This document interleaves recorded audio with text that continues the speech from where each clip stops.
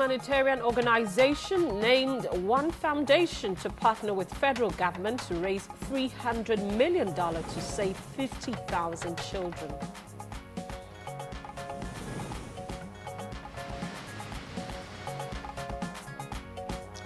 Minister unveils new roadmap for the education sector.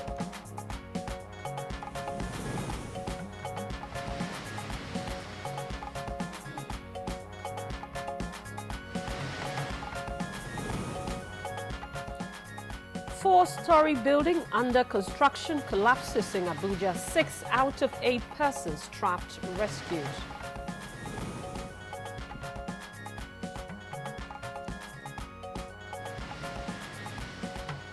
And against the background of the current harsh economic conditions, Good Morning Nigeria today focuses on opportunities in challenging times.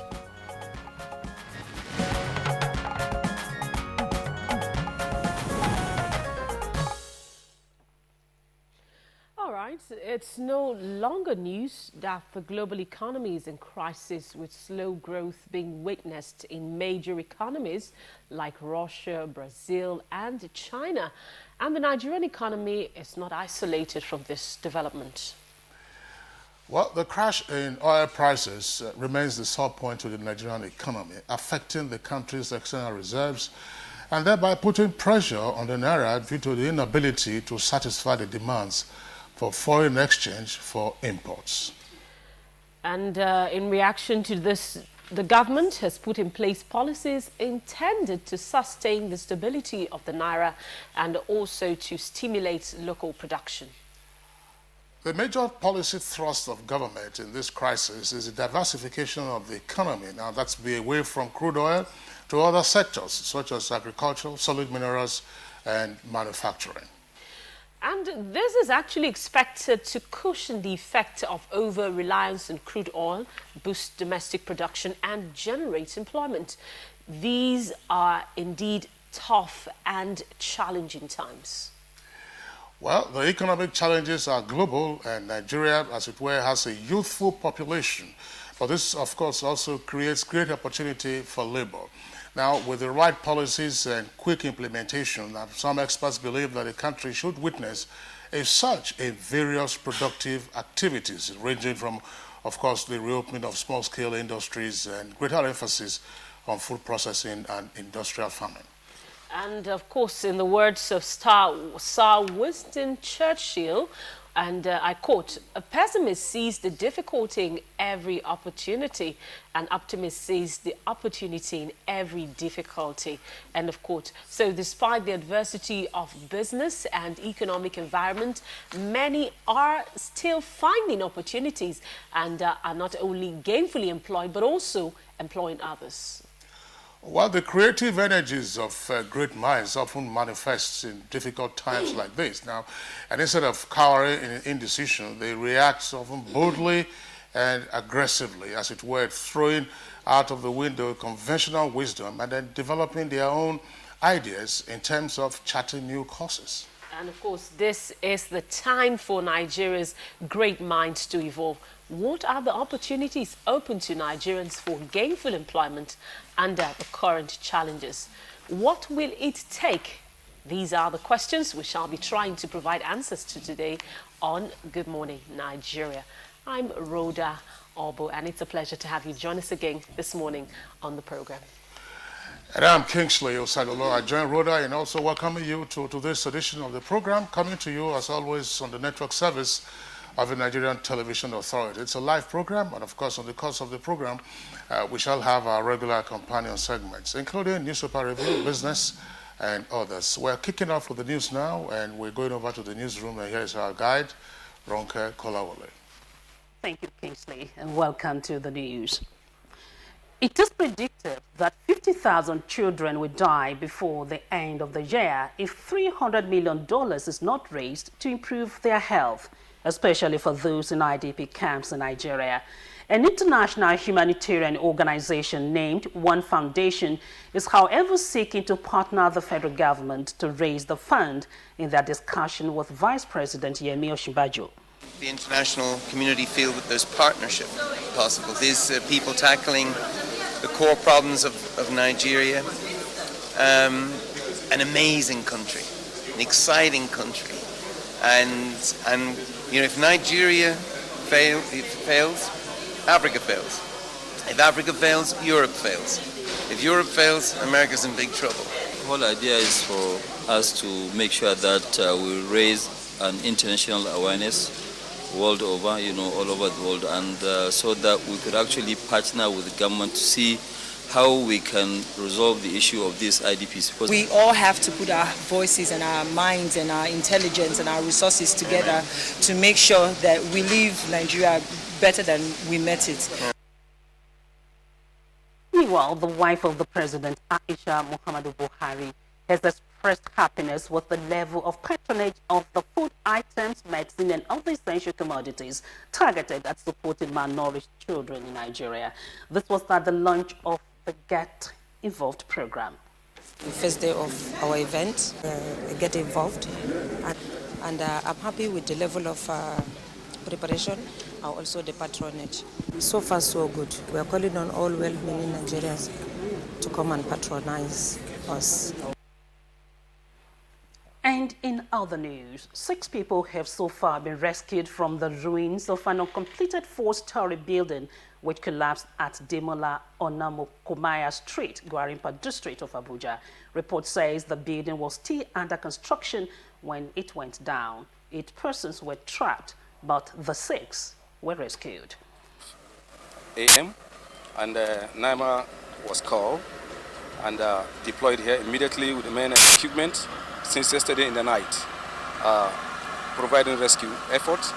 As of this morning, 6 people were rescued alive, and 2 more people who think they are still alive are under the rebels. So we issued stop work. Sadly, this one happened. FHA has refused to always bring their drawings for vetting in development control. With this event, investigation will take place. Apparently disturbed by the rampant abuse of building codes by developers, the Federal Minister of Power, Works and Housing says drastic measures will soon be taken to ensure compliance. The Minister of Power, Works and Housing, Babatunde Fashola, stated this while speaking to newsmen.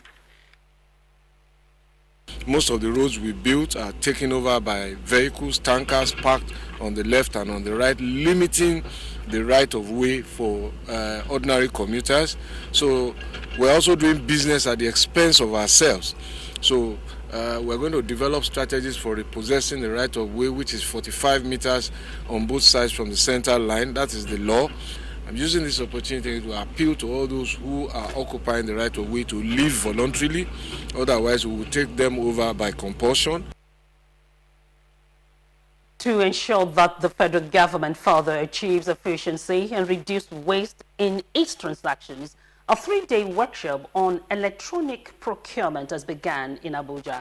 The workshop, organized by the Bureau for Public Procurement, had in attendance representatives from the African Development Bank. Government considers technology as a practical and a strategic mechanism in its determination to sanitize the environment. If e-procurement is implemented on this pilot scheme, the potential financial savings will be up to 48 billion naira this year. The education sector is on the point for radical change with the presentation of our new document tagged Education for Change, a ministerial strategic plan from 2016 to 2019.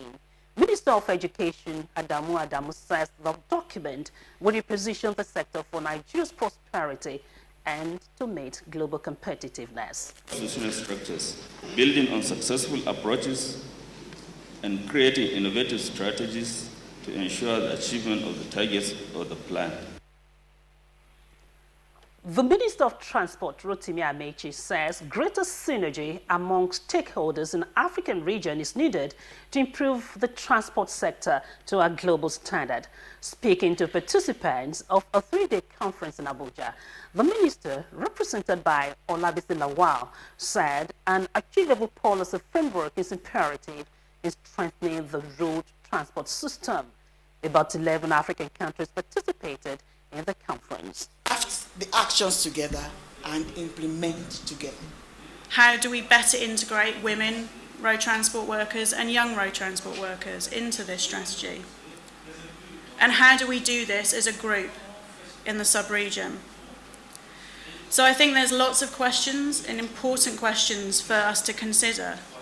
And when we're doing this, it's important that we challenge ourselves, that we are honest in our evaluations, but also realistic when developing our future actions.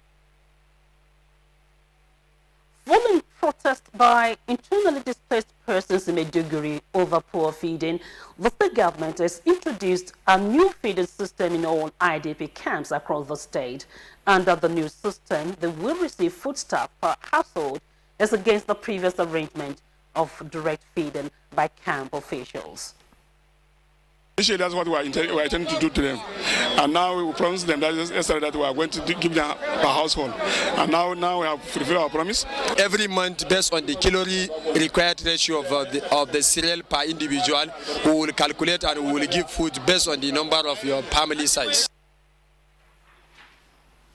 The Secretary to the Government of the Federation, Babachir David Lauer, has reiterated the federal government's commitment in providing a level playing ground for all the Progressive Congress APC aspirants in the Saturday's Ondo State governorship primary elections. This was after a closed-door meeting with the aspirants. There should be no inducement of delegates. There will be no coercion applied during the election. And we'd like to also assure the people that all security agencies will be properly briefed and properly deployed to guarantee the safety and security of life and property. Meanwhile, the Board of Trustees of the People's Democratic Party, PDP, rose from its meeting in Abuja, passing a vote of confidence on the party's caretaker committee to organize the planned national convention in Abuja. The board mandated its reconciliation committee to continue with all good efforts for reconciliation.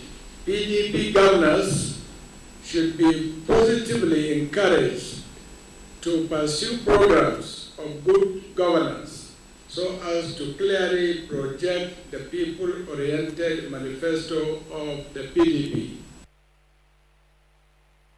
And that is the latest development from our news desk. We thank you for watching. Kingsley, it's over to you. Thank you very much there, Ronke Kolawole, for the news. We see you some other time. We'll take a short break now. When we return, it will be time for our business package.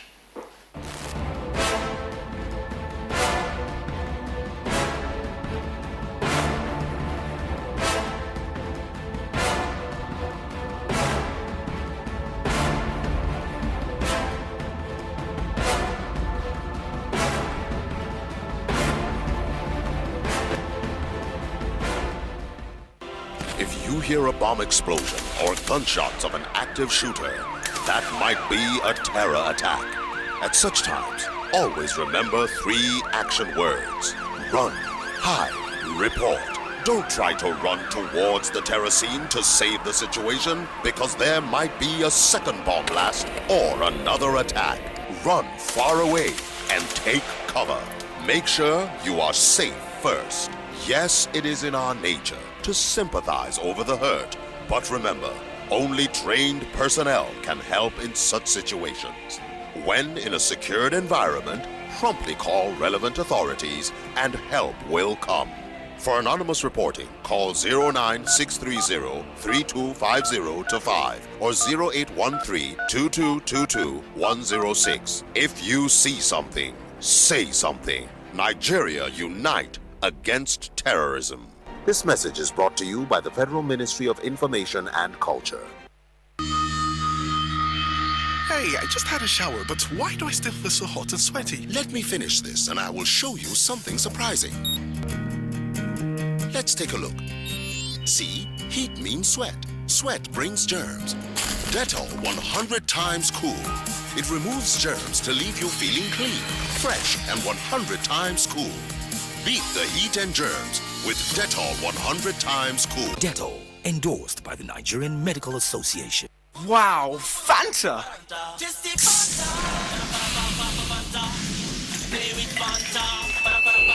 Wow, that great taste.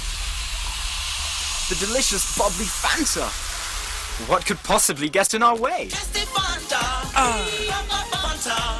Drink your Fanta before someone else does. Enjoy the great tasting Fanta flavors.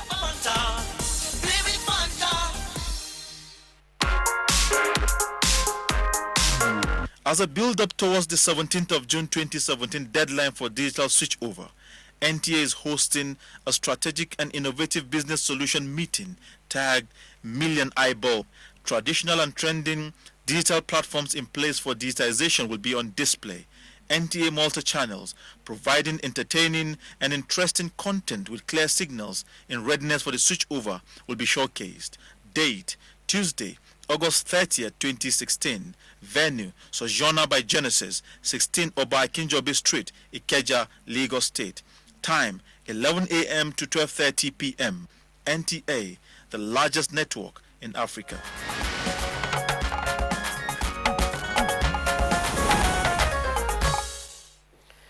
All right, so welcome back. If you've just joined us, you're still on to Good Morning Nigeria, reaching you live on Africa's largest TV network, the NTA. Let's bring you up to date now with business as experts call for public-private partnership to mitigate the problems associated with the movement of goods and services in the country. Shea Oguni has more details on our business package. Securing the Nigerian territorial waterways will not only help protect the nation's commodities along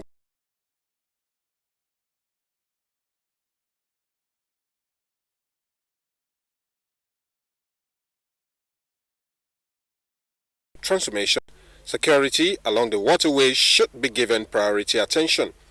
The Nigerian Merchant Navy Maritime Petroleum Security and Safety Corps, as one of the bodies with a mandate of protecting both local and international assets in the country, says it is ready to live up to its responsibility to securing the coastal lines. The establishment of the Nigerian Merchant Navy will help us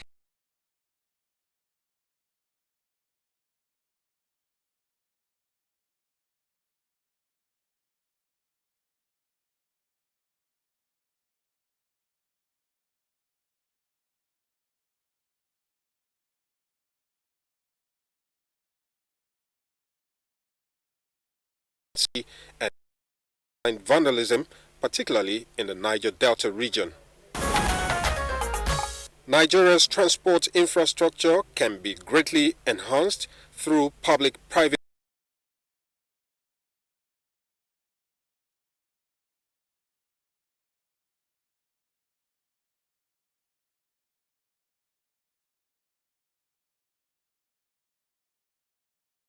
of transport. The government increasing budgetary provision for infrastructure in the 2020 budget. How are we going to contribute to ensure that we are to the federal government of Nigeria to put the roads on? Similarly, rail trade say with a careful operation of the subsector, cost of transporting goods will be greatly reduced. To create an atmosphere 50 years from now, 100 years from now, when they mention rail and agriculture anywhere in the world, Nigeria stand and become. Experts say the transport sector is capable of contributing up to 10% of Nigeria's GDP when properly managed. The Central Bank of Nigeria directed the Deposit Money Bank to conduct Know Your Customer to ensure customers don't make illicit remittances through the banking industry. The BN gave the directive to authorized dealers, signed by its acting and exchange department, Mr. Guttering, was titled Illicit National Money Remittance through the Banking System. It had observed that some were operating as companies or masters as individuals for the purpose of illegal money transaction flow. The Central Bank therefore directed all commercial banks to identify and freeze their in such illicit flow. Also directed the mandate and detailed accounts held in foreign currencies to the CBN. To the CBN, the development allow for easy reporting to the security agencies. The CBN has directed the DMBs to sell proceeds of the international money transfers to Bureau de Change in the country. And that's the package on the business news for now. Thanks so much for watching. All right, thank you very much there for the business package. Now it's time for us also to take a look at the headlines in some of the papers that we have this morning.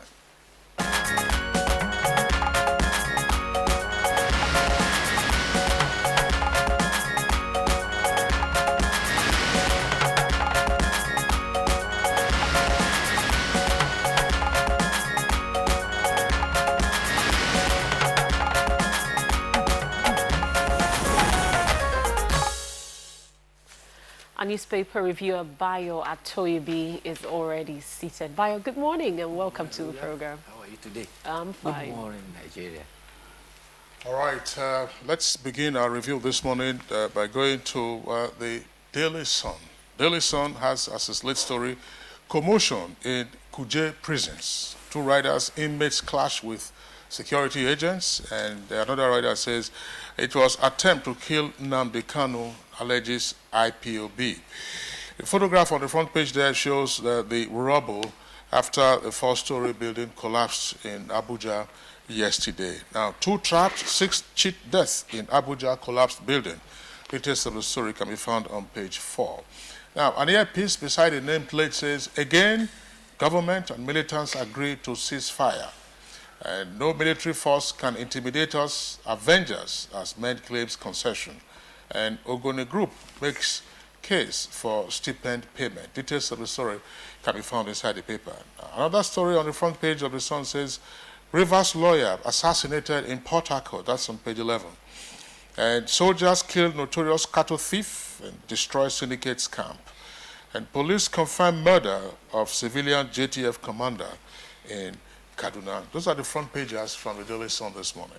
And let's begin the National Mirror just on top of the paper, and that's above the masthead. It reads, PDP Board of Trustees ready to adopt Sheriff's condition for reconciliation, directs McCarthy-led committee to hold convention in Abuja. And on page 10, federal government to fight graduate unemployment with 2 billion naira. Statement there credited to President Muhammadu Buhari.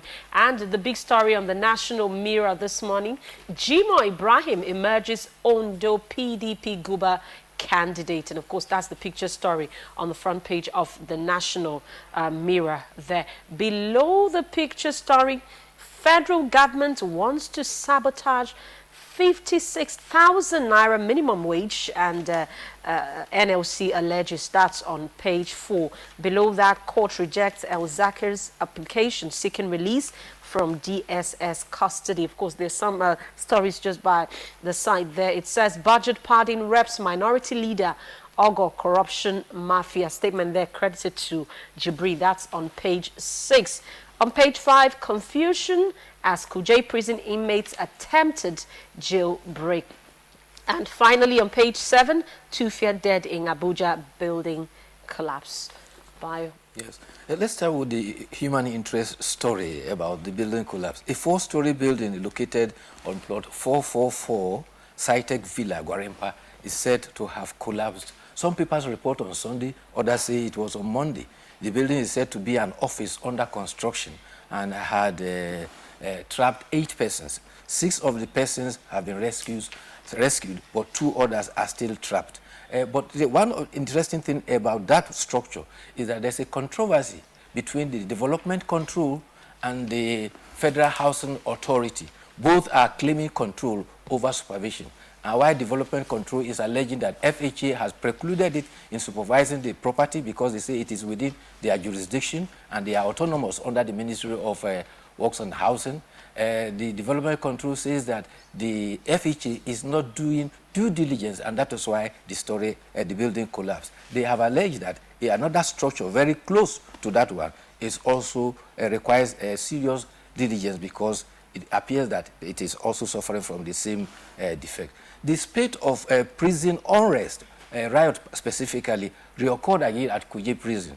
Some citizens around there complained that they had sporadic gunfire at Kuje prison, and some inmates resisted a search that was conducted over the prison cell. The violence was said to have been resisted, but the officers persisted.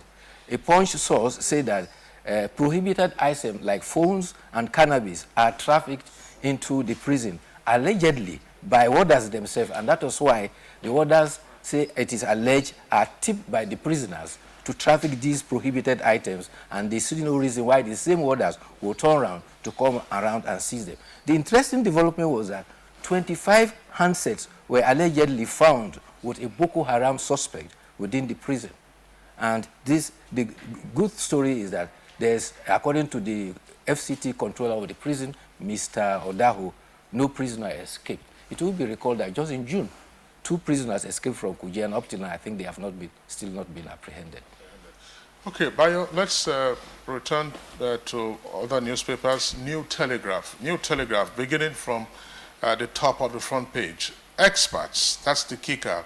Refund of NNPC funds may trigger liquidity crisis. And below that, another strip headline says, Chinese firm wins $1.85 billion Kano light rail contract. Details of that can be found on page 4. And then you have a window of promotional copies just below the nameplate. Men disbands at Jumogobia's peace initiative. That's on page 7.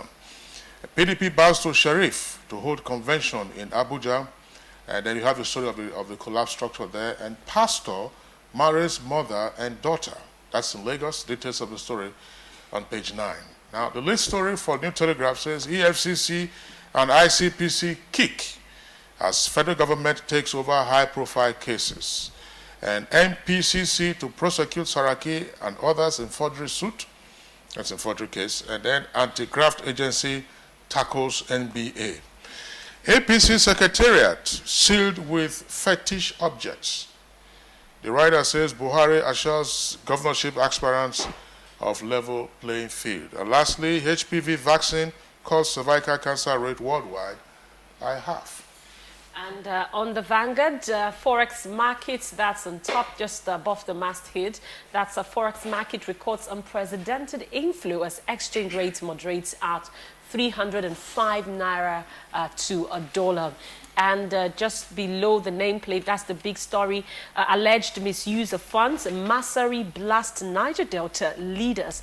With the riders there, Niger Delta leaders react, says the governor must speak with facts. And also ask him to point out what northern leaders did in 40 years of rulership. South-South group backs Masari. And the picture story is that of the collapsed building we saw here in Abuja just yesterday. Beside the picture story, Fayose signs anti-grazing bill into law, vows to arrest herdsmen with arms. That's on page 11. And politics there, Kogi politics, Audu's family declares support for Bello. That's on page 33. Finally, shootings at Kuje prison to forestall ugly incidents. That's by the Controller General. And look, I said finally, but finally, Ondo APC crisis. I have no preferred candidate, says Buhari. That's on page 11. Bayo. Yes, there's some conflicting signals coming from the Niger Delta. The militant group that has claimed vandalization of oil installations says that it's no more going to carry out attacks. However, the presidential spokesman, Mr. Femi Adesina, says that that declared cessation of hostilities is a good development in the interest of Nigeria and especially the Niger Delta. However, the group says that the determination to send by the High Command to send soldiers is an attempt at genocide against the people of that region.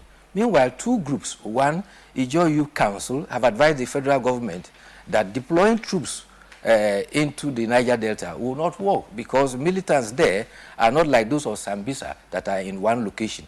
It is only intelligence gathering that can stop the attacks and arrest the vandals. They fear that innocent persons and communities are at risk about that military operation. However, another group have also advised the federal government that it should go ahead and disseminate all attacks by the militants. They call themselves the main study group. They call it an Ishekiri think tank. They say government should treat the vandalization as criminality.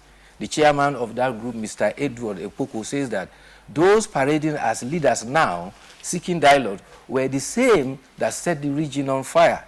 They are the ones who claim to be elders, and they collude with some traditional rulers and acting the same script with the militants. Meanwhile, Operation Crocodile Smile has moved men, equipment, hardware, and amphibious vehicles through to Warri down into the troubled areas. The army spokesman, Colonel Sani Usman, says that 5 militants have been killed, 23 suspects have been arrested, illegal refineries have been destroyed, and the hideout of criminals are being searched to make sure that the criminals are brought to book. Now the story about a man, his name is Timothy Ungu.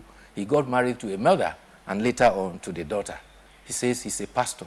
He has been arranged at an Enugu magistrate court. His story is in Enugu, not Lagos. Yeah, that's right. I was going to correct that, boy. Yes. Actually, it's in Enugu. It's in Enugu. It's a divorce, part of a divorce proceedings. Yes. He's to tell the court what manner of man of God he is. The mother says that. The mother is a mother of 10, and he said her husband said that he should meet the pastor so that the will of God could be done through the pastor. The mother says that he has 10 children, and he gave the daughter in marriage to the pastor a long time ago. All right, Bayo, thank you very much. As I said again, that story I read it earlier from the New Telegraph. Pastor marries mother and daughter in greater detail on page 9 in Enugu State. Now, let's get to the Leadership newspaper. Leadership, below the name flag, has a headline: Nigeria confirms nickel discovery in Kaduna.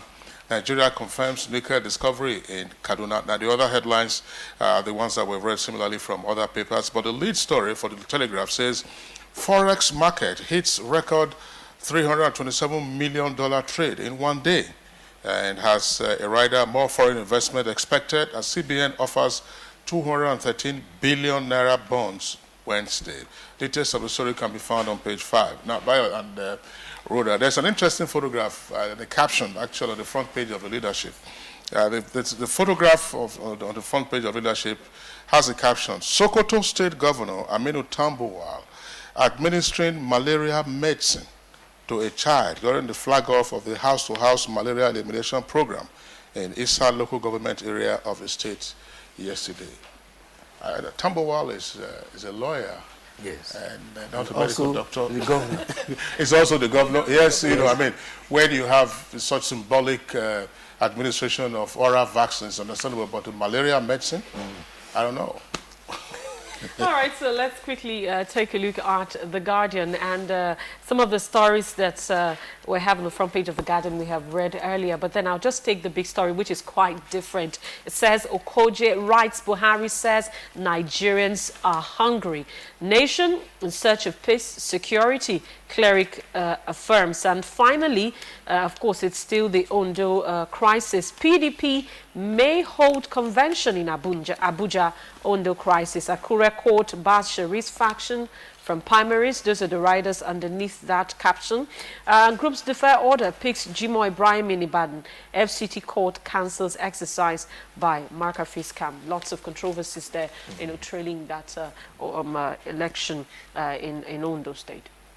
Well, there are two stories too relating to the clashes between herdsmen and farmers. First, a member of the APC Board of Trustees, Buba Galadima, says that it is premature to blame herdsmen for the recent attack in Enugu. If miscreants carry out some heinous crime, we should call them by their names and not ascribe it to one tribe. He's referring to Fulani. The Emir of Ilorin, Alhaji Ibrahim Surugambari, also says Fulani herdsmen are peaceful, lovable, and honest, and cannot be responsible for all atrocities committed across the country. The Emir spoke at a ceremony where he was receiving the Balogun Gambari. The Emir has ever professed his Fulani heritage. All right, Bayo, just before we call it today, I just want to go to a story on page 7 of Leadership. You might not be able to see that on your screen, but the headline has a kicker because it's a running story. GMO, Nigeria not yet ready, laboratory scientists. They're talking about the dangers, of having GMOs, and that the laboratories are ill-equipped to ascertain the various viruses and bacteria that are used in GMOs. The curious thing about GMO is that the agency responsible says that GMO has not been approved for usage in Nigeria. But people say GMO products have found their way into our supermarkets and they're on the shelf. Well, it was a topic we discussed here on the program, and the two heads of the agencies declined to participate in the conversation. All right, so on that note, we'll wrap up our newspaper review this morning. Bayo Atoibi, thank you for taking our time to be here with us this morning. It's still Good Morning Nigeria. We'll take a break, and when we come back, of course, our focus this morning is on the opportunities in challenging times. We'll be back in just a moment. Nigerians. Suicide bombers are not spirits. They are not ghosts. They are human beings like you and me. They live amongst us. They are your neighbors. They are your friends today, but terrorists tomorrow. So you must know your neighbor now. Security begins with you and me. Know your neighbor. Be vigilant. Be security conscious. Report suspicious persons, objects, and movements to the police and other security agencies. The security of our nation is a duty for you and me. If you see something, say something. Nigeria, unite against terrorism. This message is brought to you by the Federal Ministry of Information and Culture. A hectic lifestyle or overeating can cause a burning pain in your chest. That's hunger. Take Gaviscon. One dose relieves in 3 minutes to soothe the pain of heartburn. It goes straight to the source to work for hours, providing long-lasting relief. That's why I recommend Gaviscon. I recommend Gaviscon. Gaviscon, fast relief you can actually feel. If symptoms persist after 3 days, consult your doctor. Do you know that 2.5 million children in Nigeria are malnourished, and about 500,000 are likely to die yearly if nothing is done? To combat this public health emergency, Her Excellency Aisha Muhammad Buhari initiated Get Involved, a component of a Future Assured project to fight malnutrition in children, especially those at the internally displaced people's camp. The launch of the Get Involved project is an opportunity for all well-meaning Nigerians from all walks of life to lend their support to this noble cause. The pre-launch of Get Involved project is from 29th August to 2nd September 2016. Time 9 a.m. to 5 p.m. daily. Venue International Conference Center, Abuja. Launching holds on Saturday, 3rd of September 2016. Time 10 a.m. Venue International Conference Center, Abuja. For more details, email programs@futureassured.org.ng. Get involved and save the life of a Nigerian child today.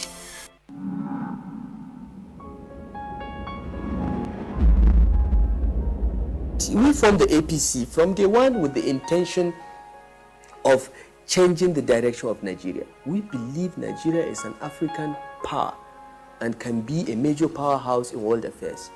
But to do that, we need to change our direction. It can be done. This country cannot be written off. It can be done. And this country will still lead Africa. We're making steps, slow steps, moving on. I mean, it took the Americans 200 plus years to get where they are. We're moving.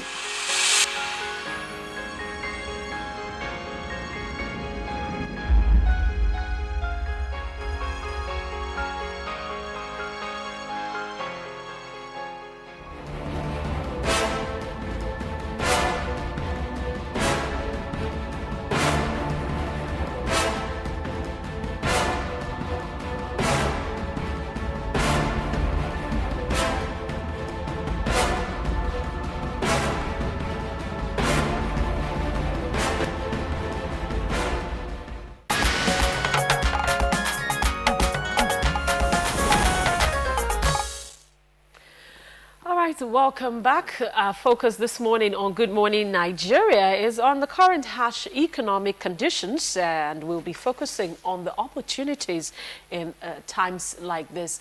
The current initiative by the federal government to diversify will create opportunities for growth and gainful employment by harnessing the potentials of other sectors of the economy. In this background report that has been put together by Yoyemi Ajayi, it takes a look at some of these opportunities in times like this. The inception of President Muhammadu Buhari-led administration has continued to preach change in all areas of the economy. Change in the way things are done in the country, change in character, as well as change in the country's source of income. Nigeria is a country that depends wholly on petroleum resources as a source of income. But with the recent crash in the global oil prices, the need for the diversification of our resources becomes imminent. Nigeria is blessed with numerous natural resources that remains untapped, leaving them unexplored and at times at the mercy of foreign investors. Some quarters have attributed this to the high dependency on white-collar jobs by the youths, and this has affected the creativity and the instinct of the unemployed to generate their streams of income. In a country that unemployment has continued to be on the rise, it is mandatory for the populace to harness their talents and creativity towards the economic growth rather than putting all blames on the government. Despite the hard times experienced in the country at the moment, there are still opportunities available for those who want to explore the waters. The vast expanse of land in the northern part of the country are still untapped. Tourism is a sector that has little or no exploitation, and this is a sector that some advanced countries depend on. Though the federal government has been shifting focus to agriculture, but the huge employment opportunities in the sector still remains unexplored. Other areas of opportunities are fashion designing, ICT, solid waste management, natural resources like gold, copper, coal, tin, bronze, and even the human resources. As it is known that a nation cannot grow if the people depend on what the country has in stock for them. It is time for the teeming youths in the country to explore different available resources towards reviving the Nigerian economy once again. However, in doing this, what is the government willing to make available for the willing youths to harness their potentials? Also, who are those that should be active in these efforts? These questions and some other pending ones will be answered on this episode of Good Morning Nigeria. Well, thank you very much, Yoyemi Ajayi, for that background report. And we have a number of guests to discuss the subject matter. First, we'd like to, at this time, welcome the former Deputy Governor of the Central Bank, that's Dr. Obadiah Melafia, a fairly regular face on Good Morning Nigeria. Dr. Melafia, a pleasure to have you again. It's a pleasure to be here. Thank you so much. All right, and then we also have an angel in the house. She's also a familiar face on Good Morning Nigeria. She's an entrepreneur, Dr. Angel Adelaja. Dr. Adelaja, delight to have you again. Thank you for having me. All right. Also joining us on this conversation in our studios is a development economist. He is Mr. Ogbonna Okuku. Welcome to Good Morning Nigeria. Right, thank you very much for having me. And finally, we have a former secretary to the Plateau State Government and director, Just Business School, Mr. Ezekiel Gomos. Good morning and welcome to Good Morning Nigeria. Good morning, Abuja.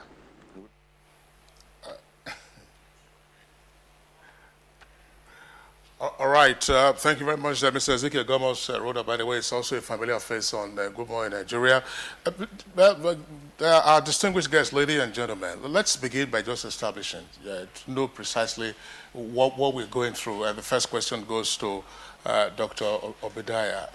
Is this a fairly challenging season, or there's an exaggeration of the difficulties that Nigerians and companies and others are experiencing?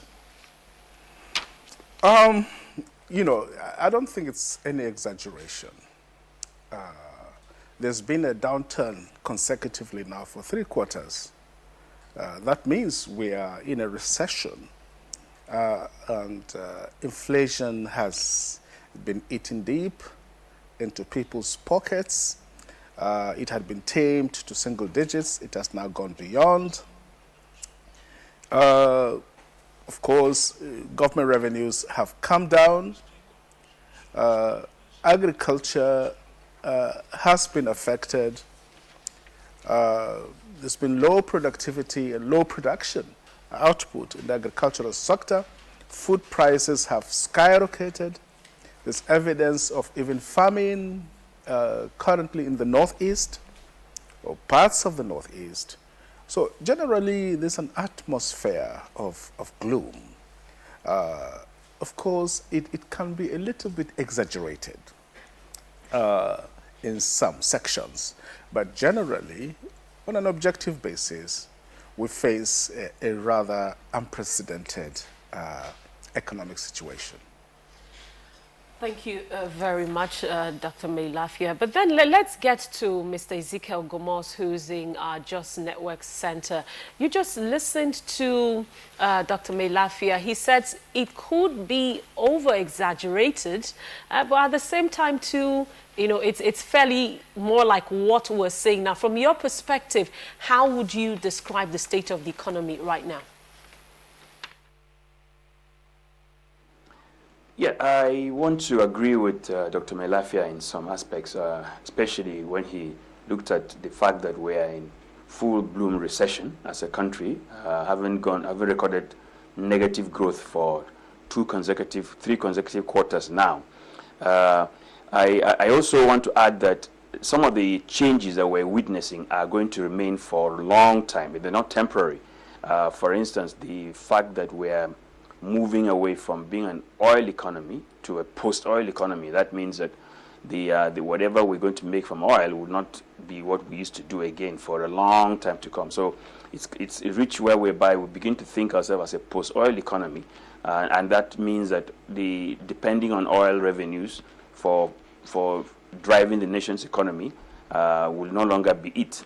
Because of that, it means that public sector funding, which is the main driver of Nigeria's economy, will considerably remain low for a long time to come. And that comes with a lot of challenges.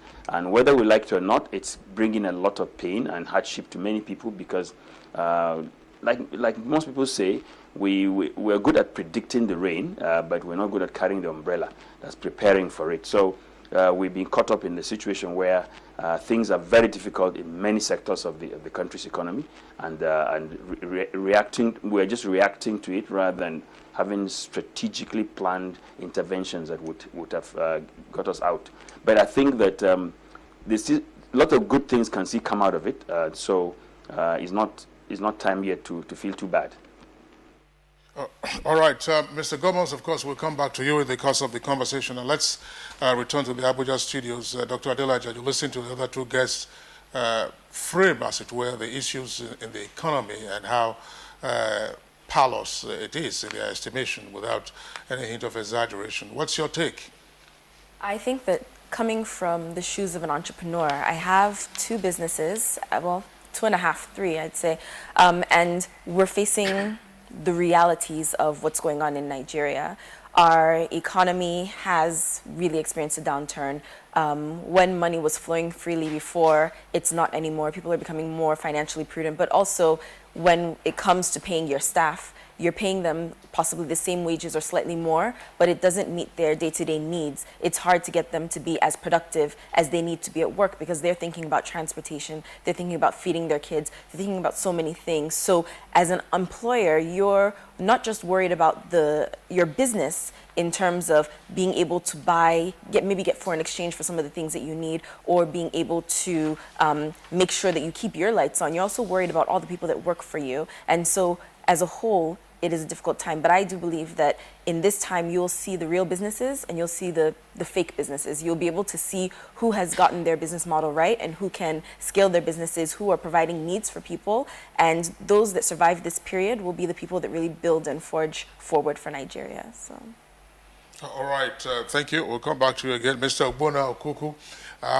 Let's get your own swing on the state of the economy as well as reactions there too. Yeah, I think we've all said it all because, I mean, two consecutive, negative growth, recession is there. Everybody has seen it. But practically, in our own business, we have seen that most enterprises that we want to support are already having issues. Some of them don't have funds. And again, like I always say, a recession is also a decision.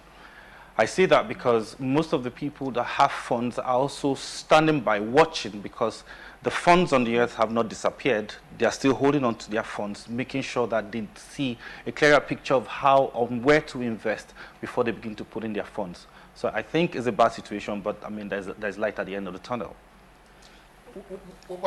Is there a sense in which, and the question is going to Obadiah Melafia, were we as a country, as a people, and perhaps as individuals, prepared to take the heat that the economic situation has brought upon us?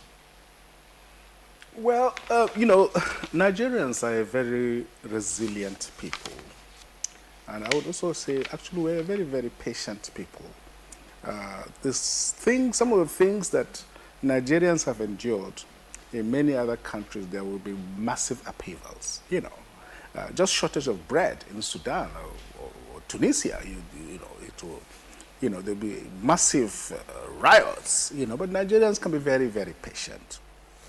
But I don't think we were quite prepared for what we are seeing now. It's a whopping 70% fall in government revenue, collapse of global oil prices. The banks are facing severe balance sheet problems. So is manufacturing. It's now down to about 20% capacity. There are quiet layoffs, and I don't think we were quite prepared for it, for one simple reason, that for over 4 decades we pursued a one-dimensional, monocultural, dependent oil economy on the assumption that prices will continue to go up, and everything was anchored on that. So when oil prices collapsed, and oil is only about 10% of our GDP, but accounts for over 90%, 95% of our foreign exports earnings, and about 92% of our domestic revenue. And of course, the banks, manufacturers, and so on depend on having foreign exchange to import a lot of their imports and so on. So we were not quite prepared for it. A few corporations, few companies were somehow prepared for it, and that is why they are a bit more resilient. But for many, it has taken us completely by surprise. All right, thank you very much, Dr. Melafia. Let's get to Mr. Gomos in our Just Network Center. You said earlier on that we're good at predicting the rain, but we don't always have our umbrellas, ready. Would you agree with what Dr. Melafia said, that some businesses were not prepared, but in some ways, some businesses also they had a forecast of what was to come, and they were prepared? Absolutely. I will agree with my friend Dr. Melafia there, that a lot of companies, more than 75% of companies and enterprises, and even the government itself, was not prepared for the new normal, what has happened to Nigeria. So we caught pants down, as you would speak. So true, and like there's a saying that I always quote, that bad companies are destroyed by crisis.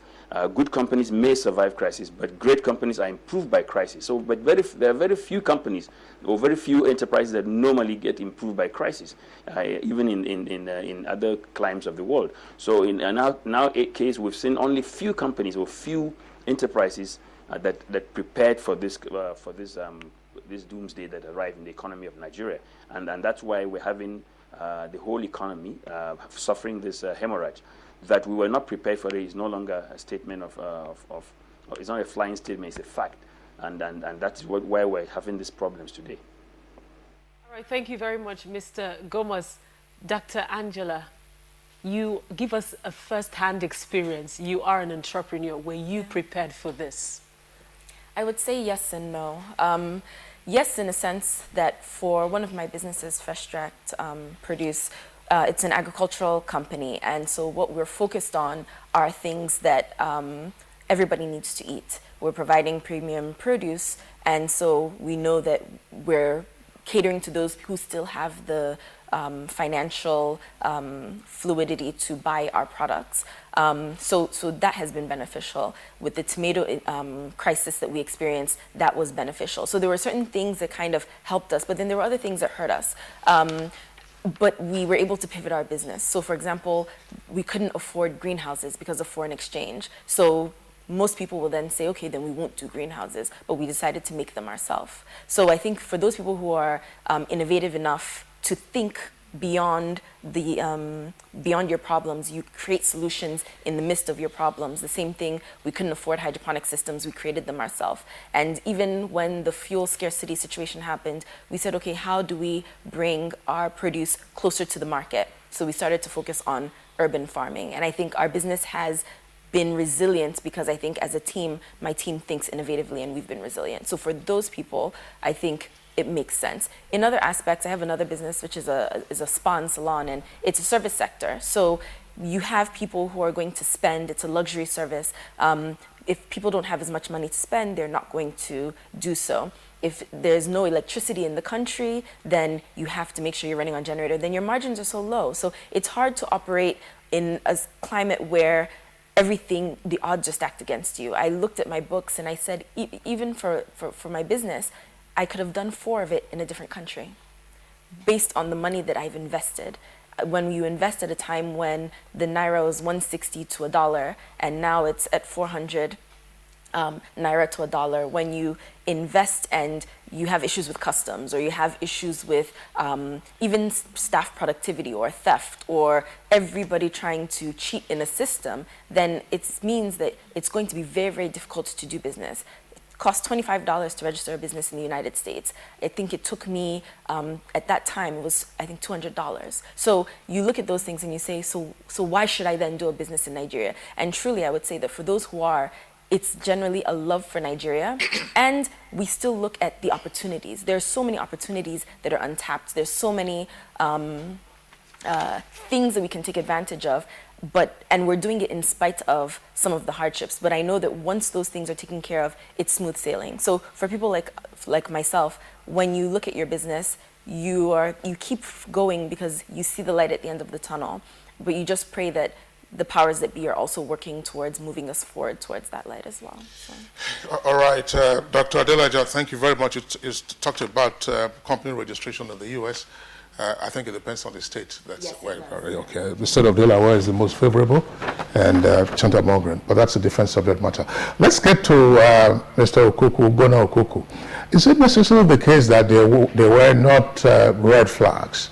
Because there were warnings, about saying, look, oil earnings are going to drop, and the good times won't last forever. But people said, look, let's spend the money. It's ours.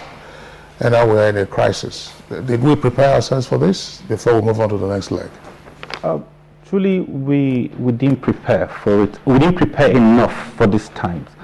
Because, this has actually shown that monies were flowing to wrong hands. Because people, stayed in positions where they earned monies for themselves, and then those monies were spent on things that were not useful and things that were not enduring and sustainable. So for me, it's as simple as ABC. We did not prepare for these times. Okay, well, let's, again, we're getting down to what we need to do with the opportunities and so on and so forth, but there are lessons, that we probably would have carried over from the previous decades and so on and so forth. We'll listen to the question. Of course, amongst our guests here, Dr. Obadiah Melafia and Ezekiel Gomos would have seen many more years of economic activities, and that's why I'm asking. Mr. Ezekiel Gomos says this is a new normal, but is it an altogether new experience? Haven't been through bad times in the past, and if so, how did we cope? If you recall, in the 80s, let me just give you an example. After the SAP program was launched in 1986, at some point in 88, 89, there were riots in major cities in Nigeria. So, if this is a new normal, how different is it from the economic hemorrhage we had suffered in the past? Well, you are right. Somebody said that capitalism without crisis is like church without sin. or theology without sin. When you talk theology, you have to also know that sin is a reality of our world, of a fallen world. Same thing with capitalism. Wherever you have a capitalist market economy, recessions, depressions are absolutely to be expected. In fact, in economic science, there's what they call the long Kondratiev curves, which occur every 70 years. You can literally predict. And then there are the more business cycles that take place every 3-4 years, in most market economies. So it was not particularly new. We had a major crisis in 1982 when the Shehu Shagari administration was compelled to impose some austerity measures. They didn't do it very well because in an atmosphere of massive corruption as well as a recession, it led to the collapse of the government. And then, 80s, there was the SAP thing, there were massive riots. People are much more resilient and much more understanding when they know that they are backed by a compassionate government, a government that is not corrupt, or at least is against corruption. So it's been a reality of our economic system. But this time around, because in those times we faced oil shocks that we understood to be temporary, and I agree with my brother Gomos and my other colleagues that this time around the new normal is low oil prices for many reasons. Everybody has oil. Ghana, Equatorial Guinea, everybody has oil, okay? So prices go down. Second, there is a gradual drift away from the hydrocarbon civilization, industrial civilization that has sustained the world economy over the last 100 years. So we have to face a world in which oil prices will more or less be permanently low. Next year they may go up to 45, 50, but we will never again see something like 100 plus.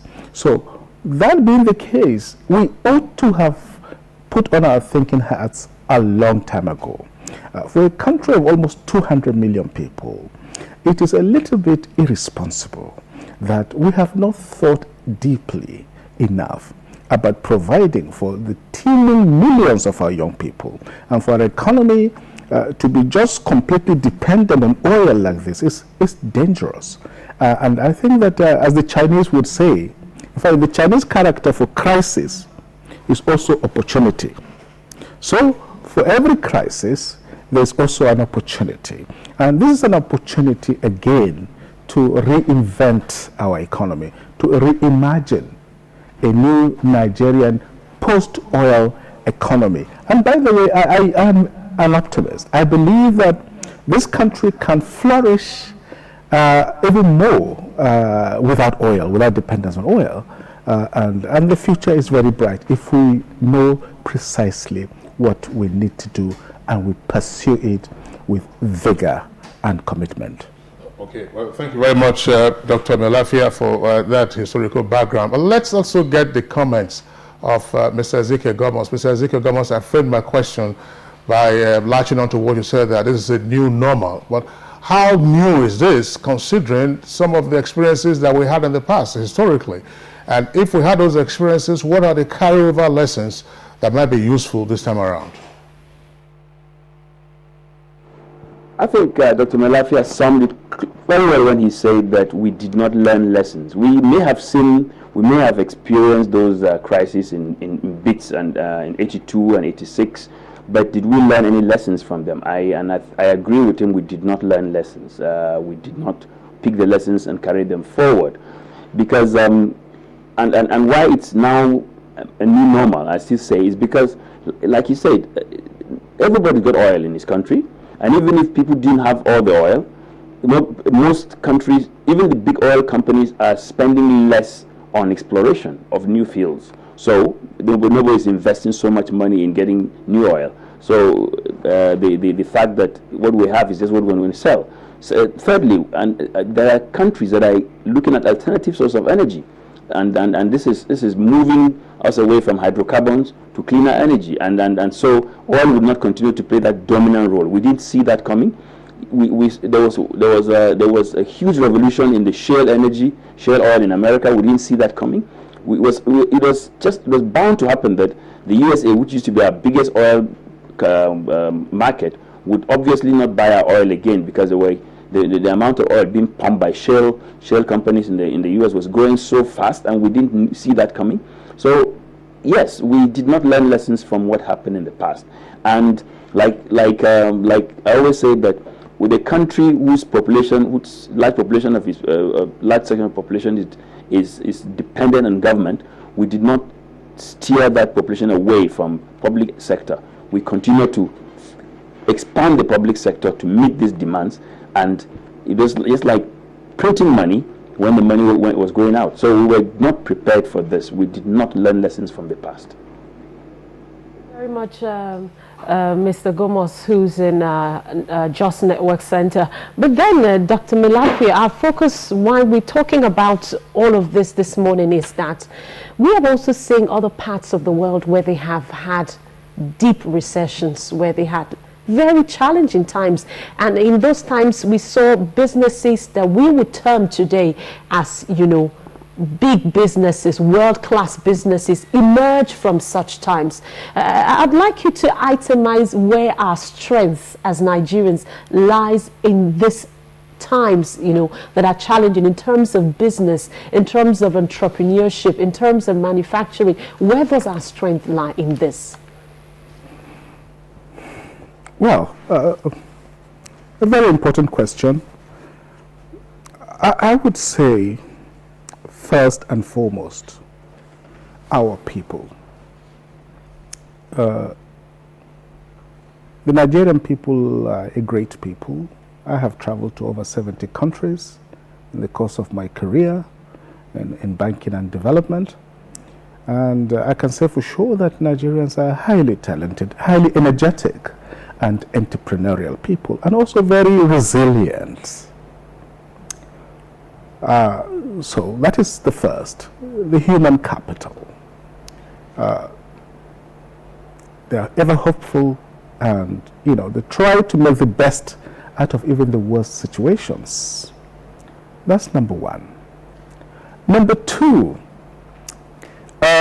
we have a massive domestic market. We have a massive domestic market, unlike the Gambia, unlike Equatorial Guinea, and some other microscopic countries. We have a huge domestic market. So those who are into business, like my colleague here and others, would have massive opportunities because of big home market. That is an asset. We also have natural resources, most of them yet untapped. So we have an opportunity now to explore alternatives to hydrocarbons, alternatives to oil and gas. That is a good opportunity. Also in exchange rate theory, a depression in the exchange rate, a fall in the exchange rate also means that our exportables are going to be cheaper. So our products will be more attractive, more competitively priced in world markets, because the Naira has fallen vis-a-vis the dollar. And also government, without sounding as if I'm a spokesperson for this government, they've done a few things in the intervention funds through CBN that a lot of people have not really tapped into enough. Intervention funds for women, intervention funds in agriculture, in textiles, in manufacturing, in SMEs. There are a lot of intervention funds available there. Sometimes people don't know how to apply for them, they don't know how to access them, but these are opportunities that do exist. And in fact, recently also, I read about the Honorable Minister of Labor complaining that only 1.2 million young Nigerians, unemployed Nigerians, have actually registered for this program they have on social intervention. They're expecting many more people, and for some reason they are not really responding. So there are a lot of opportunities out there that we need to be proactive about. But what I also have to say is that there's a whole new field in economics known as behavioral economics. And we need to pay careful attention to the social psychology in recession. It can be a self-reinforcing downward spiral. Things are bad. Let me keep back the little I have. So you don't invest. The next person doesn't invest. And things get worse. And they get worse and they reinforce each other. Before you know it, the whole nightmare of Venezuela or Argentina of a few years ago begins to face us in the face. God willing, we will not get up to that kind of level, but we need strong leadership, rigorous, visionary policy entrepreneurship to get the great Nigerian people back to work. It is doable. All right, thank you very much, Dr. Melafia. But then let's talk to the entrepreneur. You run 3 businesses as we speak, and looking at all of these businesses that you do, the average Nigerian youth is watching, and of course in the process of doing all of this research on this, I've also discovered that business experts are saying if there is any time to invest, it is now, because of the competition you have for goods that are expensive. People are opting for goods that are cheaper. From your research, what are the other areas you think an average Nigerian youth can also tap into? And also you said that at a point you couldn't get Forex, but then you had to put your thinking caps on and then opted for, some other means of trying to get your business going. So what are the other areas you think an average youth who's watching out there can actually look into and say, this is an area I can actually invest in? So before I get into that, I want to go to what but before you go on, yes. I'd like you to just tell us the businesses that you do.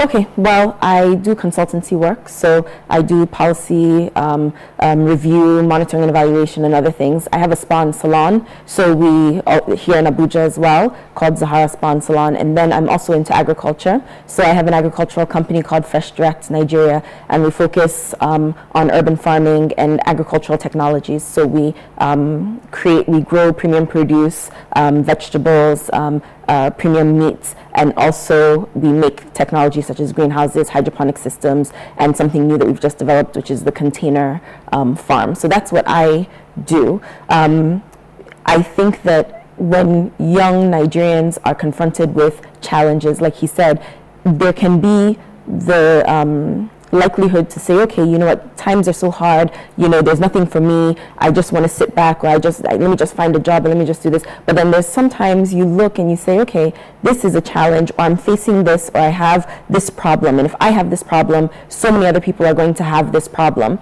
What is a solution that I can create to meet that demand? Because really, you don't have a business unless you're solving a problem. Because if you're not solving a problem, then it's just a luxury. So rather than, let's say, the boutique or the this or some of these other high-end businesses, you can look at meeting the everyday needs of 200 million or more Nigerians, and then you're looking at making sure that you're getting, even if you get 100 naira from every Nigerian, is better than you getting a slightly larger amount from just a few. So I think when you look at the ICT sector, when you look at, of course, agriculture, yes, but also manufacturing, there are a lot of things that are brought into this country that we can. Nigeria doesn't have the same copyright and patent laws. We're not signed on to the international patent, I think, law agreement or something like that. So we can look to see, what did China do? How do we reverse engineer some of these things? And how do we make sure that we're creating these indigenous technologies? So I really believe that ICT, agriculture, and the intersection between, even in the healthcare sector as well, is going to be the thing that moves Nigeria forward. You also have other commodity. You have even the clothing industry, cosmetics, local indigenous cosmetics. We're creating the raw materials and then we export them, and even looking at just, the truth is innovation. Anything innovation, whether it's in the healthcare industry, whether it's in the fashion industry, whether it's in so many different industries. Once you find something that nobody else has done before, you found something good. And I think Nigerians are willing to embrace those things because, number one, we have a love for our country more than before. I think at this time, because we're in it together. And at the same time, we have challenges and people are looking to undercut costs. So if I can make it cheaper than my counterparts that are importing it, then there's a benefit. The problem with that is that when I'm competing against people importing, and still the imported good may still be more affordable than my product because of certain regulations, if I'm doing this and I'm building my country, government also needs to play its part. Yes, the policies are there, but what about the implementation of the policies? The funds may be there, but it's not just about people accessing those funds. I don't believe myself to be a stupid person, and I don't believe myself to be someone who doesn't take initiative. But even I've not been able to access some of those CBN funds, and I've tried. So the question is, what can government do to make sure that they're meeting the people halfway? It's not just about creating the policy, but it's also looking at, in the implementation of the policy, are we doing it in a way in which people can access this, and not just access it, but we can also recover our money? We can do this hand in hand. I think BOI has a good implementation strategy in the way that they've dispersed some of these funds, including the CBN funds that they have. I think NERSL is looking towards the same thing. How do we focus on businesses that are going to going to be able to make this money back? So I think there needs to be a change in terms of the way the intervention funds are implemented. But then also there needs to be, so for example, anything the Ministry of Agriculture is doing, I think you need to make sure that not just on paper, but in actuality. I don't think there was anything wrong with the policies that we've had over the years. I think it's been the issue of implementation. And so for young people, to keep us engaged and to keep us optimistic and to keep us putting our funds into this economy, and even for investors. Investors will want to invest in a country or in companies in a country when they see that there's no policy flip-flop, or that the policies meet the actual implementation of such policies. So to keep everybody optimistic, I think government also needs to push that as well. On the other side, I think for young people, it's just about looking at things that you've never looked at before. I say it and I'll say it again. Google is the best university you could ever go to. You don't need a degree in whatever you're doing, but if you're able to research and look into it and find alternatives, going on the internet, people share their stories, you'll be able to succeed. Talk to people, don't hide your ideas, share your ideas. Those are things that will help. Dr. Adelaja, thank you very much. If you share all of your ideas, some of us might have a head start.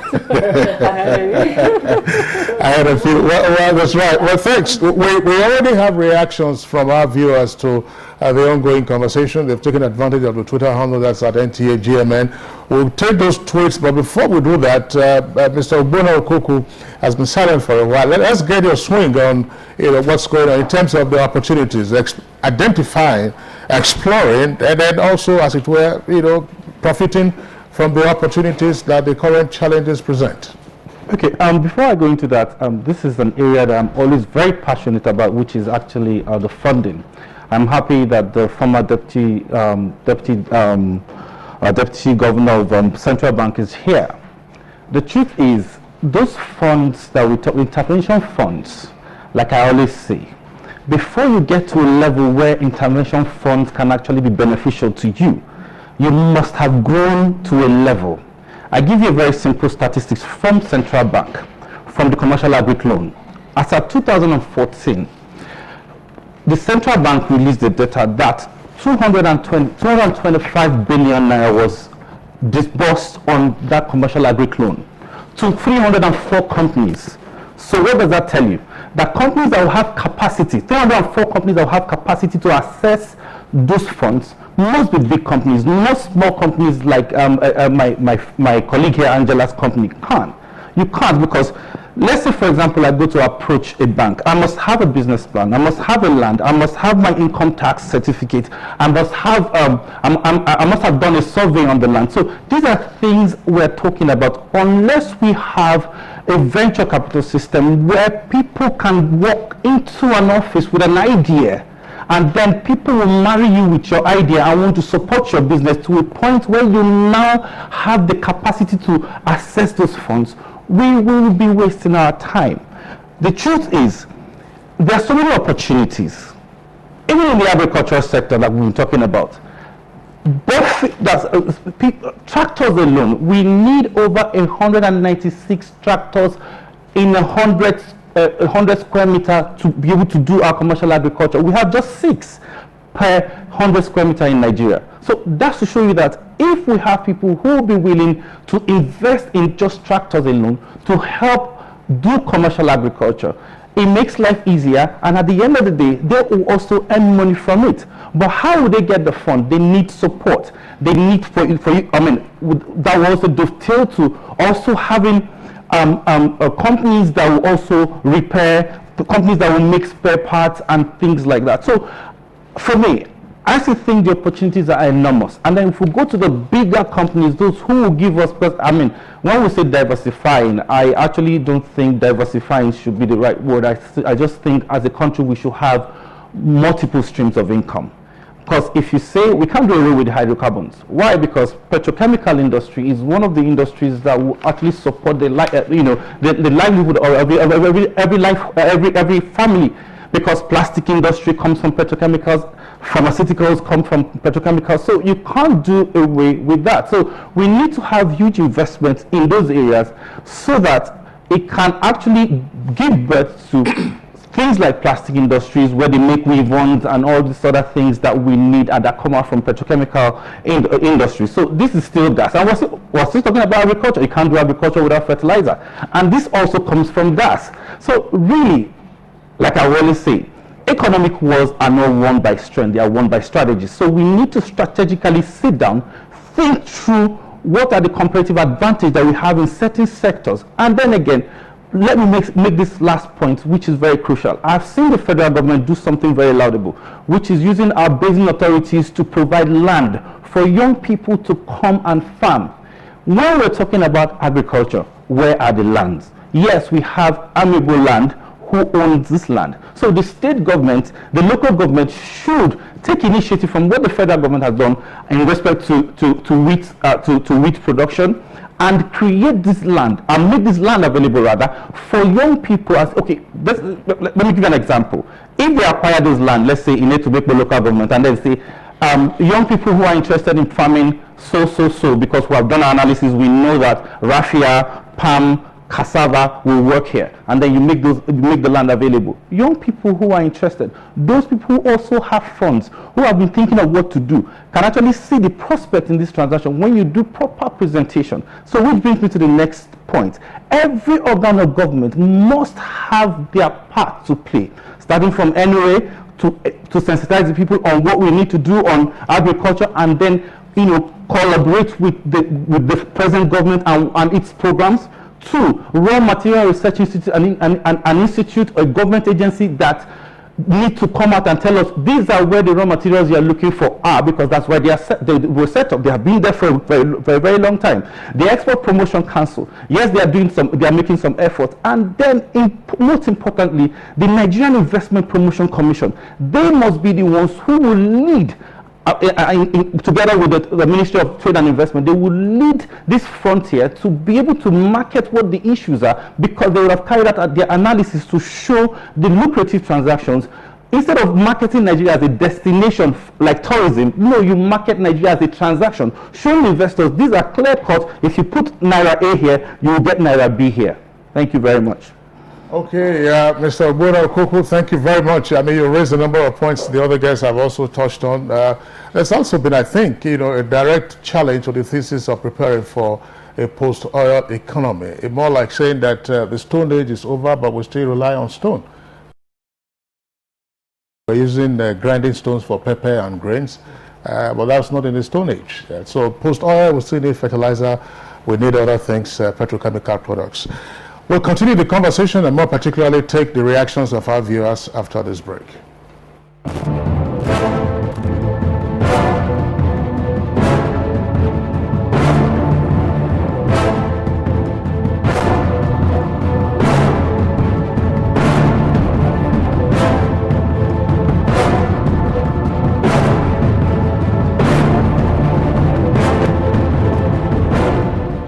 Oh, my Cinderella, where goeth thou? Oh, me goeth there, but thou must wait here. Obsolete, superannuated, antediluvian, how could you?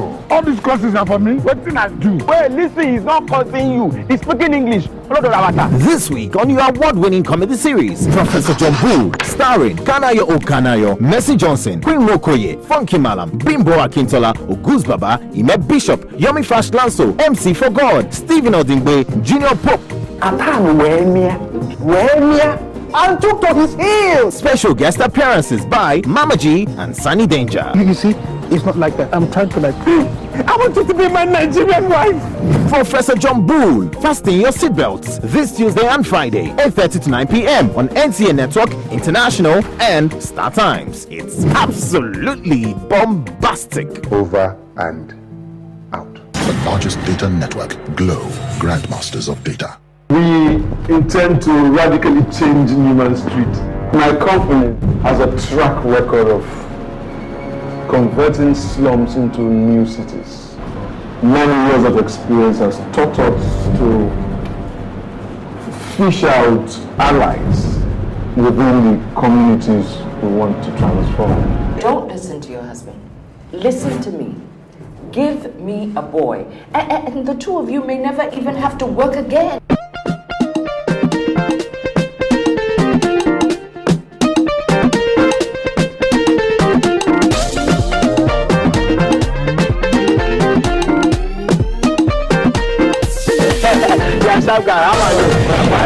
What's your name? Akpos. America. Oh, Akpos America. Wow, love it too. Wonderful wonder. Wonderful wonder.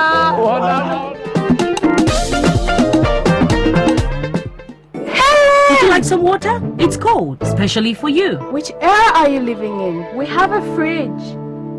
When everything else in your house is from the present, then why are your toilet cleaning methods from the past? Harpic, all-in-one for you. Compared to other toilet cleaners, Harpic removes top stains, kills all germs, and removes bad odors for a shining, clean, and fresh toilet. Wow!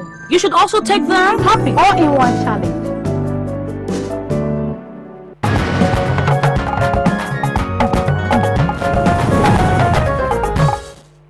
All right, you're welcome back, and it's still Good Morning Nigeria, reaching you live on the network service of the Nigerian Television Authority.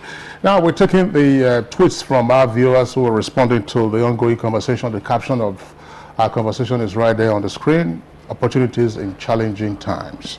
Ojo Olaiton tweets, there are so many opportunities here in Nigeria, but the government is not helping due to lack of power and security. And this next one is from Sani Michael Omokoji. He says, Forex business is becoming as rich men have taken advantage of Forex policy by mopping available dollars and selling at exorbitant rate. And Amin A. Yaki tweets, I believe Melafia because yesterday dollar sold at 408 naira, but the media hiked it saying it is 414. People choose to exaggerate our situation.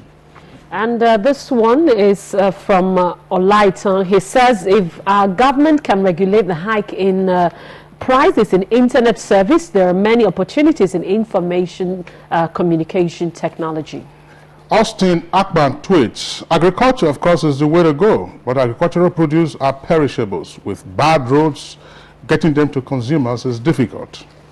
And this next one is from Sunny Michael again. He says, with the ban of 41 items, local manufacturers are expected to take the advantage. But the question is, do they have the capacity? And Oyedi Kati Moses tweets, agriculture is likely to be the alternative to grow the economy. But our government needs to be more practical than theoretical in order for us to survive. And Kolo Ibrahim says, we simply neglected abundant land and environmental resources, human resources and capital opportunities, hard choices ahead. And Aminu Uba Al-Hassan tweets, yes, we were not prepared for this. We didn't save when the economy was buoyant. A barrel was $140. Where are the $1 billion? Well, those are some of the tweets that we are taking in the meantime. Rhoda, let's go over to Mr. Ezekiel Gomez in Jos. Mr. Ezekiel Gomez, you've had the opportunity of listening to the contributions of your other guests in terms of latching on to the opportunities inherent even in the challenging times, particularly in terms of attitude. Dr. Melafia says, hey, listen, there's some behavioral economics that might be at play here, the social psychology in a recession. How do we get out of that mode? Okuko said earlier, and Adelaja also indicated, it isn't as if all the money has left the country. The money is still within it, but everyone is, behaving like Aradite. So how do you begin to get them to release their funds, including the government at all levels and the private sector and those who have deep pockets?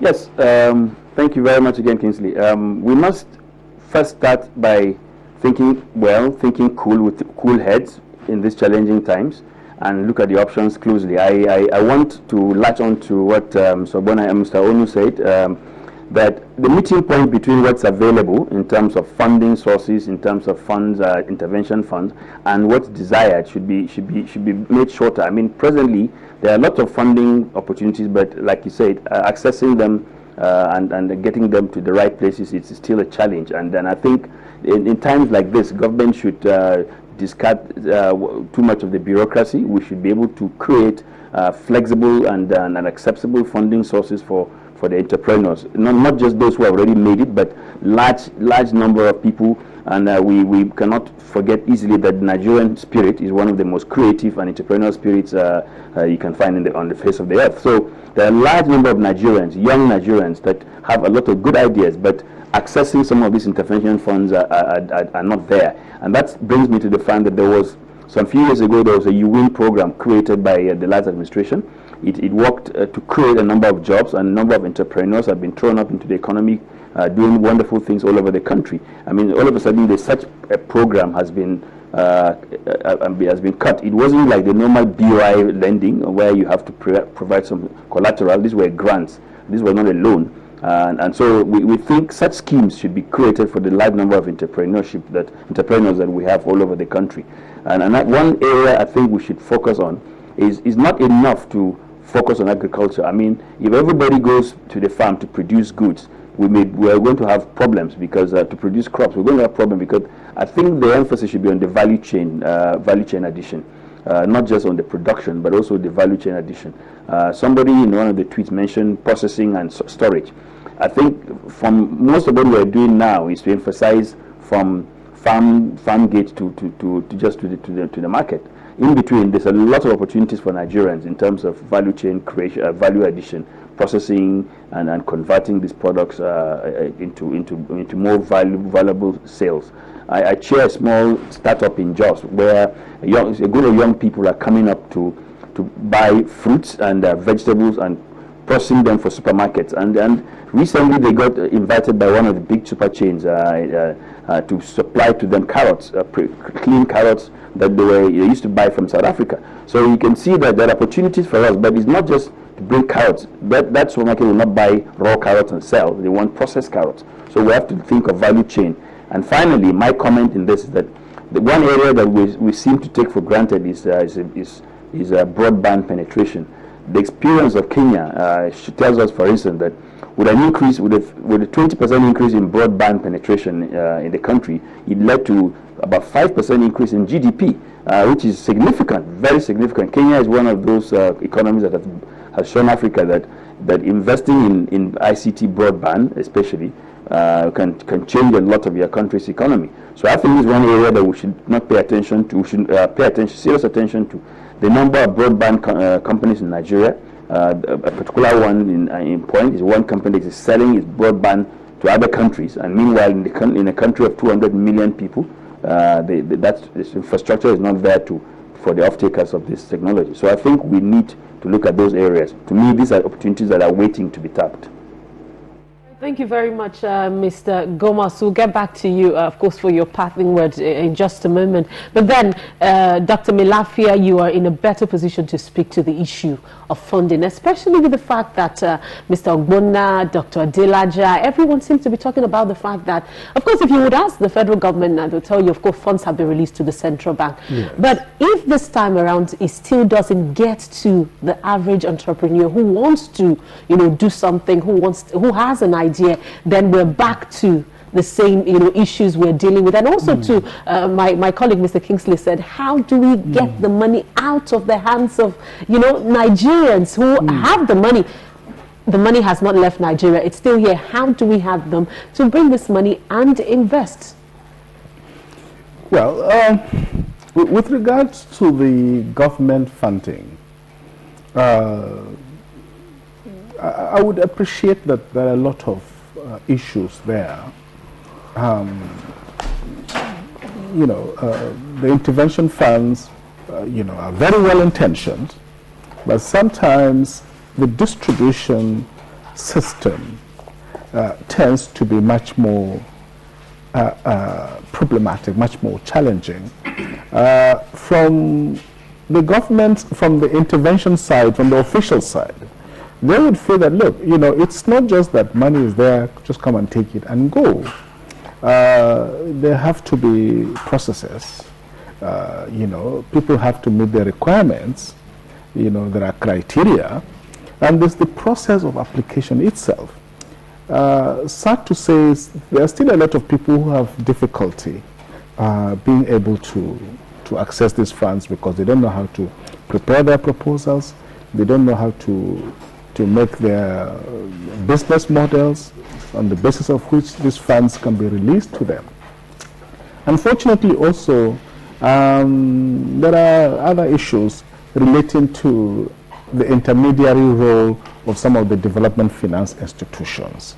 Sometimes they prefer to give it, they have preferences for whatever reason. I know you, you know me, and all of that.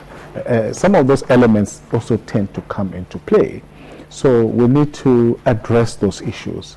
It is on both sides that more work needs to be done in order to get this money to the people that need it.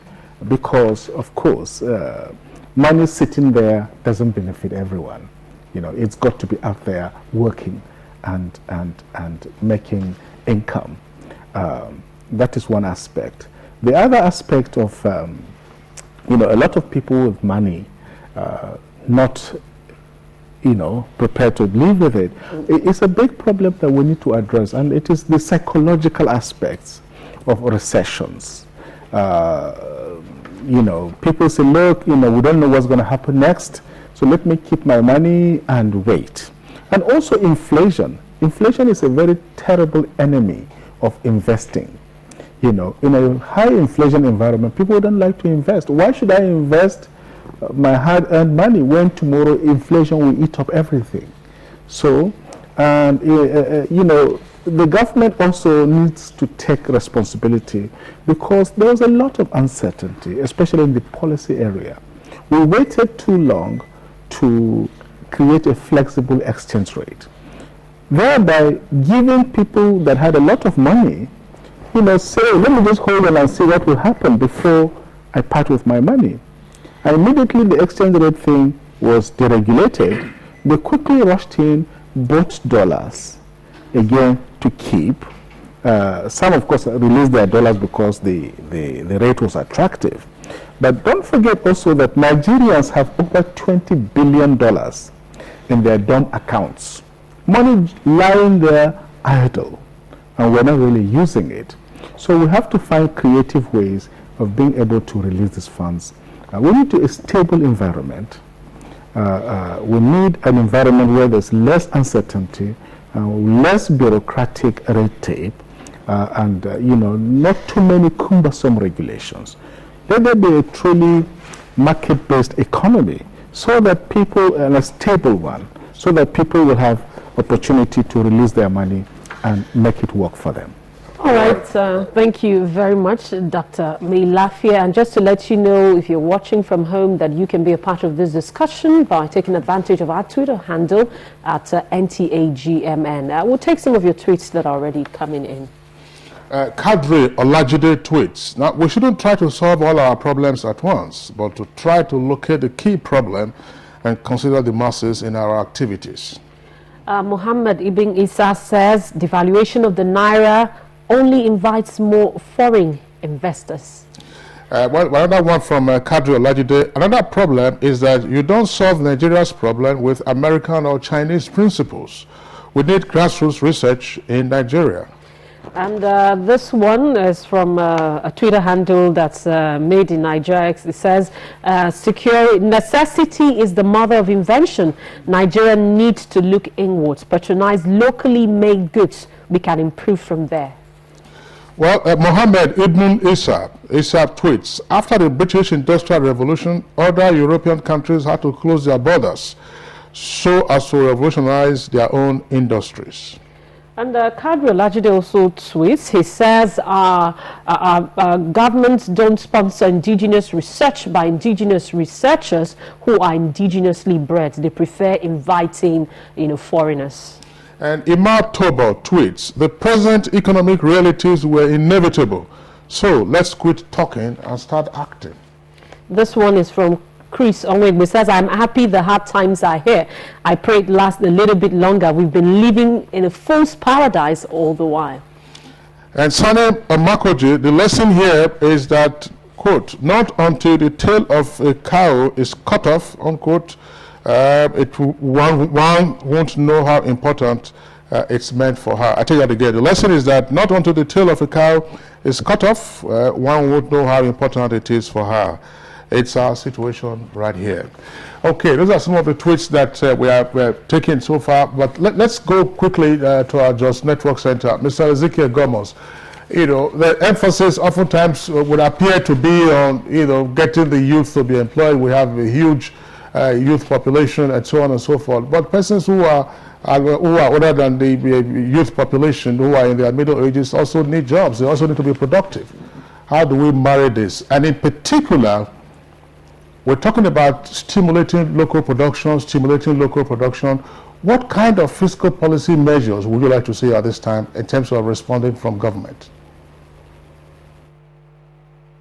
Yes, the response so far from government has been commendable to an extent, but the economy has not yet been stimulated by the responses. One would like to see more efforts being put into fighting inflation, like Dr. Meilafia said.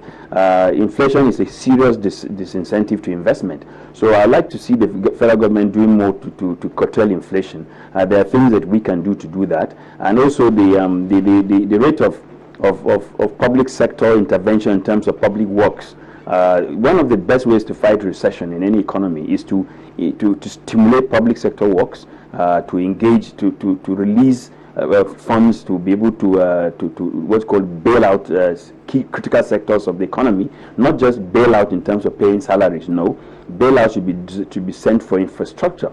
If you spend significant amount, the amount of money spent on bailout in the last 1.5 years, if you take half of that and spend on infrastructure, critical infrastructure, it will create jobs. It will not only create jobs for youth, but also for adults. It will also create the environment for movement of goods and services, especially if you look at roads across the country. If you look at the power sector, we still have a big challenge there. That cannot be solved overnight, but there are some intermediary solutions that you can do to improve the power sector.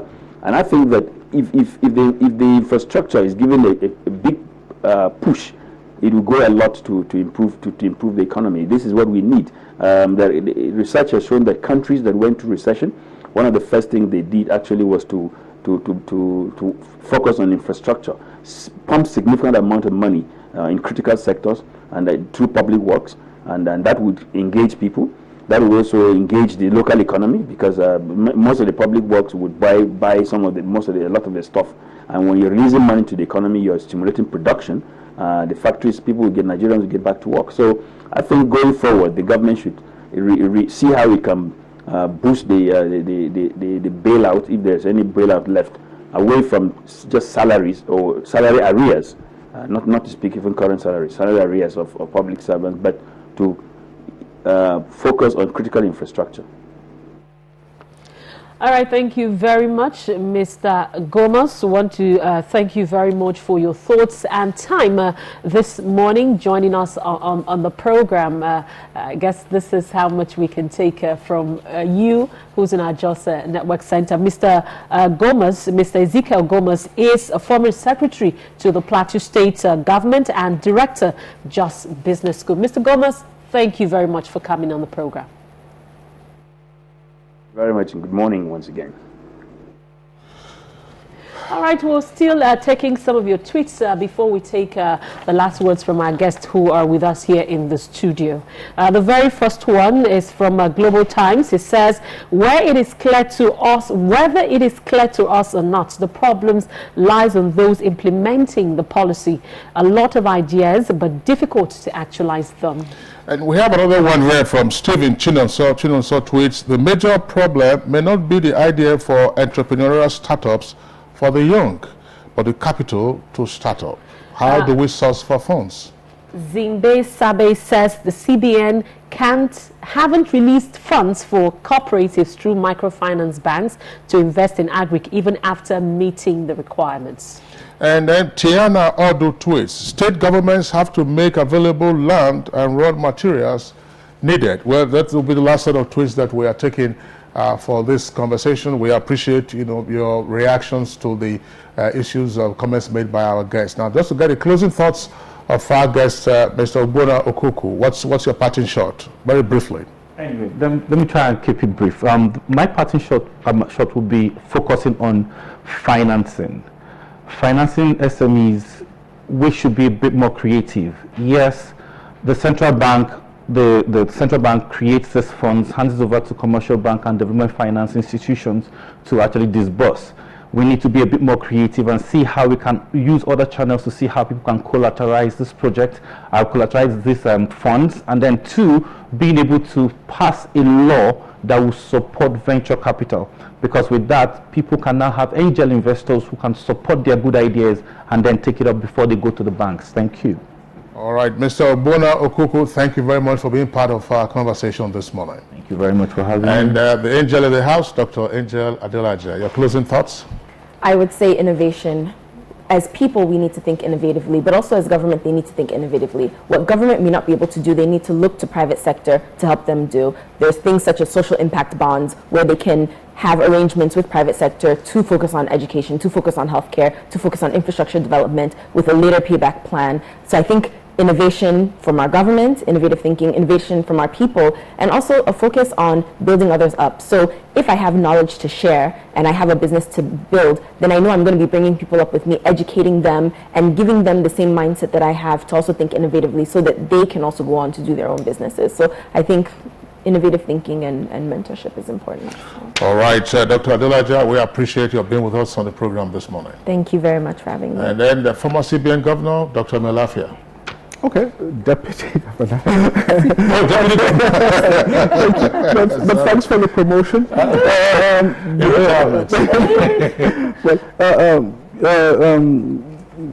We need a massive stimulus package for this economy. And I'm happy to hear that the government is coming up with such a stimulus package. In a time of recession, you need that really to get, the economy back on track, to create job opportunities, and to get the great Nigerian people back to work. Long term, it's very clear that oil is no longer sustainable. Countries such as UAE, Dubai, Abu Dhabi, countries such as Malaysia, Indonesia, Trinidad and Tobago, and a few others, over 10 years ago, 20 years ago, had already decided, look, we're not going to depend on oil, much as we have it. And that kind of long-term thinking is so vital. It is never too late to start. We have to start from today. And let me assure Nigerians that the future of our country is a great one. All right, thank you very much, Dr. Obadiah Lafia. He is a former deputy governor of the Central Bank of Nigeria. And a very big thank you to all of our guests who have joined us in this conversation this morning. Very quickly, we'd like to take our sports. Let's join our sports desk for some sports news.